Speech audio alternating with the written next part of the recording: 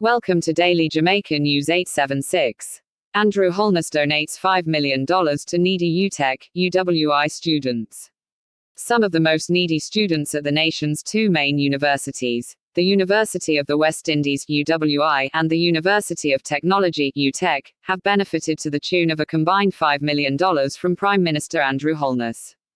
Holiness, a former Minister of Education, handed over the funds on Monday after reading about the plight of the students which would have been made worse due to the COVID-19 pandemic. The UWI Mona Guild Council lauded Holness on Monday for what it described as his generous contribution to student welfare at the Mona campus. The Prime Minister, through the Jamaica Labour Party's JLP Education Fund and the Positive Jamaica Foundation, donated a total $2.5 million towards students facing financial challenges. According to Guild President, Sue J. Boswell, the donation comes at a critical juncture for students pursuing tertiary studies. In this unprecedented time, students and their guardians are facing extreme circumstances, and so we are appreciative of every effort to cushion the impacts that come with the pandemic. This is a critical investment in higher education at a time when our nation has entered a new phase of teaching and learning in the COVID-19 era, Boswell stated. Boswell noted that the UWI Mona Guild Council has launched an enrollment and registration task force to identify funding opportunities to assist students who have been significantly disadvantaged by the pandemic. As a council, we fully acknowledge that the traditional issues to funding tertiary education has been compounded with the challenges of COVID-19. This requires a strategic response to ensure that the fallout is minimal, Boswell added.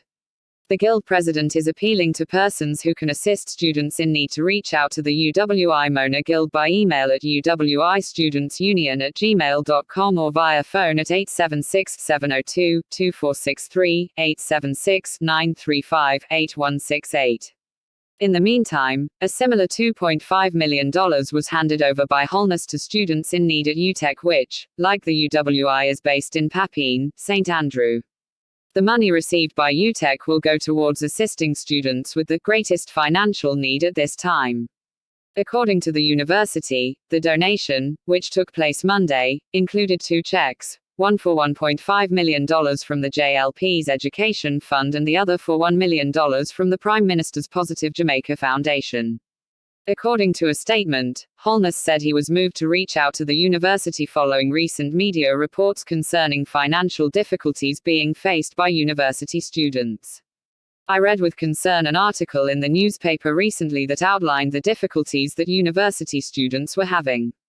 The difficulties revolved around their lack of ability to finance their education. The COVID-19 times would have made it difficult for everyone, but particularly for students, the Prime Minister said.